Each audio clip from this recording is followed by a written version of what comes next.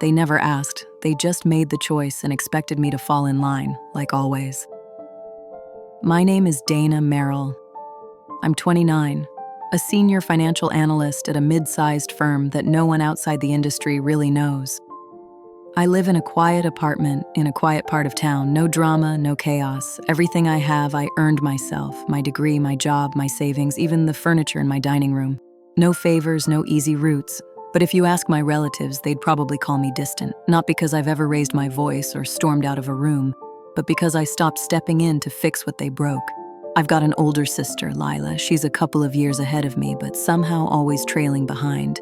Lila has a knack for turning every setback into a grand misfortune, and somehow it's never her fault. Lost another job. Her manager had it out for her, got evicted. Her roommates were out to get her. Another missed bill. She's trying her hardest.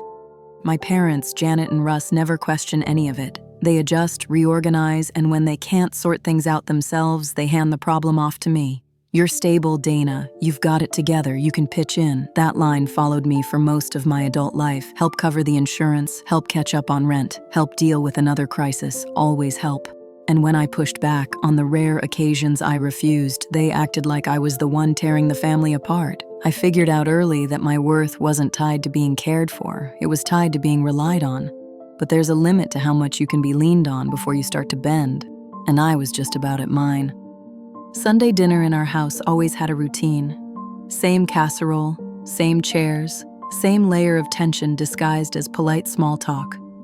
That night, something felt off from the start.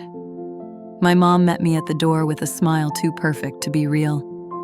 "You look like you've lost weight, honey. Are you eating enough?" My mom's voice was sugar-coated. My dad barely looked up, just gave a half-hearted nod and muttered, "Hey, kid." Lila was already at the table, thumbing through her phone, avoiding my eyes like a teenager summoned to the school office. I knew this routine. When Mom turned on the sweetness and Dad turned down the volume, it meant something was coming, something they knew I wouldn't be thrilled about. We got through the salad. Mom talked about how sunny it had been lately, as if she'd personally arranged the forecast. Dad quietly kept topping off his iced tea.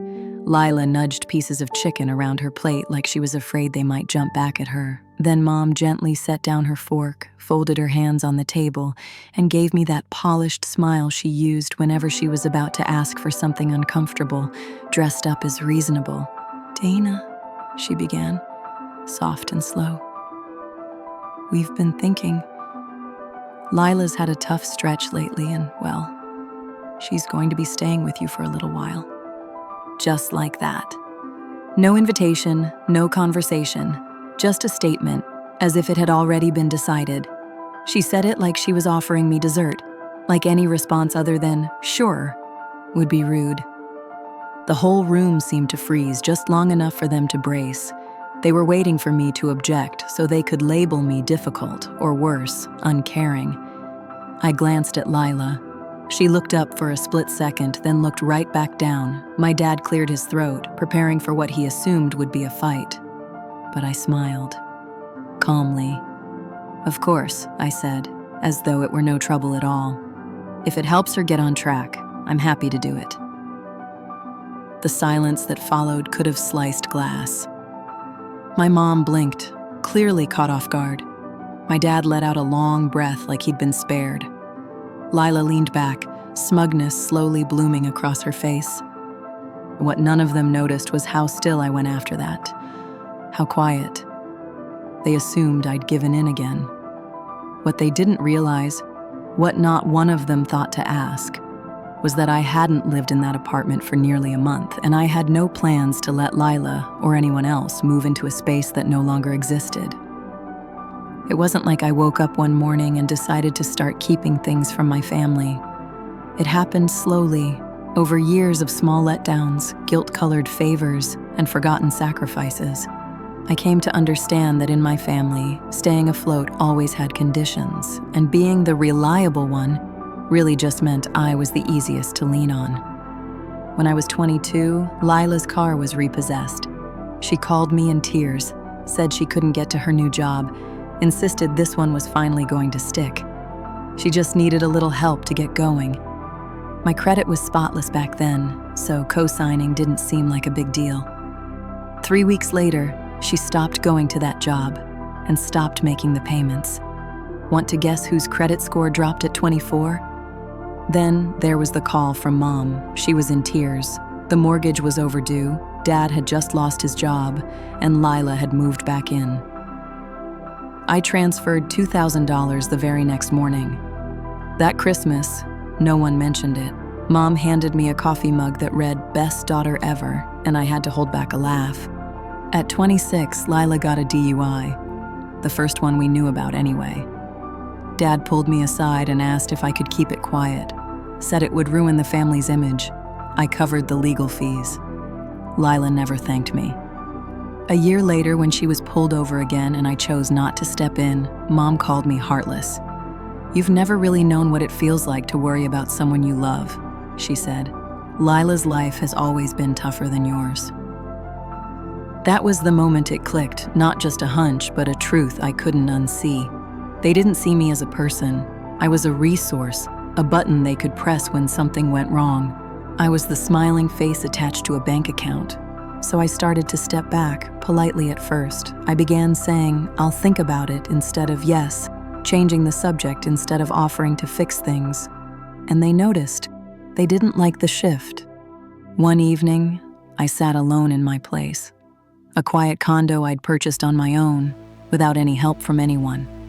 The place had been put together bit by bit, discount finds, careful budgeting, and quiet, consistent planning. But as I sat there staring at the front door, it hit me. I didn't feel secure in that space anymore. It didn't feel like mine, not really. Whenever they wanted something, it became ours, just like my weekends, my bank account, my emotional bandwidth. So I made a choice. I contacted a realtor and put the condo on the market. No announcement, no drama, just a clean transaction handled quietly and by the book. I moved into a modest rental across town. No one asked where I'd gone, and I didn't offer the information. I could have said something, sure, but I didn't. Not to punish them, not to prove a point, just to protect my own peace. Because when you grow up being valued only for what you provide, sometimes the kindest thing you can do for yourself is to gently fade back, just enough to breathe. The messages started that Monday. "We'll bring Lila's mattress over Saturday morning. Russ is loading her things into the truck Friday night. She's so excited to finally have a space of her own." I didn't respond. I didn't need to. They were talking to a version of me that no longer existed. Every text assumed I'd be there, that I'd adjust my life around theirs, carry the burden quietly like I always had. They'd seen me do it so many times. They had no idea I'd stopped. By Thursday, I'd stopped reading them, but Mom kept sending more. "Let me know if anything needs to be cleaned before she moves in. Lila says she won't be any trouble. She's even bringing her own dishes." That one made me smile to myself as I sipped my coffee. She hadn't cleaned a dish in her own place in years, but I let them keep believing. I didn't argue. I didn't correct anyone. I just waited. Saturday morning, I slipped out early, picked up a coffee, then drove across the city with no destination in mind. Eventually, I wandered through a farmer's market, not looking to buy anything. I just stood there letting the sun warm my face longer than necessary. My phone buzzed 3 times in my pocket before I finally checked. Missed calls, voicemails. I ignored the 4th ring until it connected. Dana. It was my mom, but not her usual gentle tone.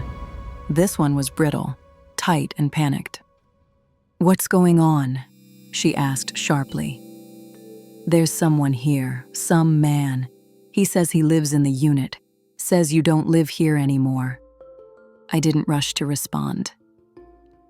I let the silence stretch, just long enough for her to feel the gap, that unfamiliar discomfort of not knowing. "You didn't tell us," she snapped. "You never said anything." "No," I said calmly. "I didn't." I could hear rustling in the background. Bags being shifted, Dad's voice low and pointed, Lila muttering something I couldn't make out. "Dana," Mom said again, lower, now. "What is this?" "I sold the place," I told her evenly, "weeks ago." "You what?" "I moved out, quietly. I didn't think it mattered. No one ever asked where I lived, so I didn't tell you." There was a pause, long and full. I pictured them standing on that porch, luggage at their feet, slowly realizing they had shown up with plans, only to find the door belonged to someone else. Then Dad's voice cut in, sharper now. "You lied. You said she could move in." I said, "If it helps Lila, I don't see why not," I replied. "I never said where." Another beat of silence, then a sharp inhale, from Mom, then from Lila. Finally, Lila spoke. "So what? We're just supposed to figure it out now?" Her voice wasn't angry. It was small, uncertain. For a moment, I nearly responded. Almost. But I didn't. Because here's what they never understood. I hadn't changed the locks out of spite. I hadn't sold the place to make some grand statement. I did it because I was done living in a space that never felt like it was mine. I did it because I finally needed to walk into a home where I didn't have to brace myself. Because sometimes the most compassionate thing you can do for people who resist growth is to stop offering them a place in your life. They assumed that was the end of it, but they were wrong. By evening, they were on my doorstep. I had known they would come, even as I drank my coffee that morning, even as the unanswered calls stacked up. I knew my mom wouldn't leave it alone. She'd track me down, call around, or just show up to make a statement that no matter how far I went, I was still accessible, still expected to answer. Right around sunset, the knock came. 3 quick, clipped taps, the kind that try to sound polite but carry the tension of someone barely holding themselves together. I looked through the peephole. Janet, Russ, and Lila, standing with a car parked by the curb, the trunk stuffed with boxes like it was moving day. I opened the door halfway. "So, you found me," I said, flatly. Mom's face was flushed. Her lipstick had worn off and her hair was pulled back in a way that said she'd run her fingers through it too many times. "We called," she said, her voice stretched tight. We didn't expect you to be here." "This is my apartment," I said calmly. "But you told us." Dad's voice was starting to climb. "You said she could stay with you, and now we're out here with all her stuff, and you're treating us like strangers." I didn't flinch. I didn't raise my tone. I said, steady as ever, "I never told you she could move in here." I held his gaze. I said, "If it helps Lila, I don't see why not." That was about the old place, which, if you remember, I no longer live in. Lila stepped forward then, arms folded tight across her chest. Her face was flushed, but not from embarrassment. It was pure anger. "This is ridiculous, Dana," she snapped. "You always act like you're better than the rest of us, but this is just mean." I tilted my head slightly. "You packed up your things and drove across the city to move into an apartment you didn't even bother to confirm I still lived in. That's not cruelty, Lila. That's entitlement." Her voice caught. "You're my sister." "Yes," I replied. "I am. And for years, you've treated that like it came with free rent." Dad stepped in between us then, his tone sharp with warning. "That's enough. Dana, we're not going anywhere. We've dealt with plenty from you. You owe this to your sister." There it was, the word they never said out loud before, "owe." As if every dollar I'd sent, every late-night call I answered, every hour spent fixing situations I didn't create had been tracked somewhere, like I'd signed a contract I'd never seen. I took a step back and reached for my phone. "What are you doing?" Mom asked, eyes narrowing. I didn't respond. I just dialed. 3 rings, then 911, what's your emergency? My voice didn't waver. "Yes, I have several family members outside my apartment who are refusing to leave. They're not on the lease. They weren't invited. I'd like to report a trespassing situation." Lila's mouth fell open. Russ muttered something under his breath, and Janet looked at me like I'd slapped her across the face. "Dana," my mother said, almost a whisper, her tone suddenly soft, almost pleading. You're calling the police on your own family? I asked you to leave, I said plainly. You didn't. The dispatcher on the line asked for my address. I gave it without hesitation. Lila's voice cracked with fury. You're ruining everything. Do you even care what people are going to think of you? What they'll say? Yes, I answered. They'll say I finally stopped unlocking the door. My mother blinked, caught off guard. Her voice dropped to a gentler, more wounded register. You used to be kind. I didn't move. You used to notice when I was in pain. The silence that followed wasn't empty. It was full, heavy with all the moments where I had ignored my own limits, stayed quiet to keep the peace, said yes when everything in me wanted to say no. About 10 minutes later, a patrol car pulled up. The officer stepped out, tall, calm, hand near her belt, but not tense. Good evening, she said. We received a report about trespassing. I nodded. That was me. She looked over at my parents, then at Lila, and finally at the car still packed with boxes. Ma'am, sir, she said, I'm going to have to ask you to vacate the property. This is a private residence. This is our daughter, Russ said, frustrated. This is a family situation. And it's her home, the officer replied calmly, which you're not permitted to enter without her consent. Lila looked like she was about to either cry, scream, or both. You're going to regret this, Dana. No, I said, steady and clear. I've regretted almost everything before this. This was the first decision I didn't second guess. The next morning, I woke up to 12 missed calls. 5 from my mother, 2 from my dad, and the rest from numbers I didn't recognize. Probably extended relatives or family friends I hadn't heard from since college. Then the text started. How could you do this to your own sister? Your mom is heartbroken. Lila's sleeping in her car. Is that what you wanted? I didn't respond. I just scrolled, and eventually I saw it, a public Facebook post from my mother, 3 full paragraphs punctuated with sad emojis and a photo of Lila as a toddler. We raised both our daughters to love and support each other, it read, but one of them has forgotten what that means.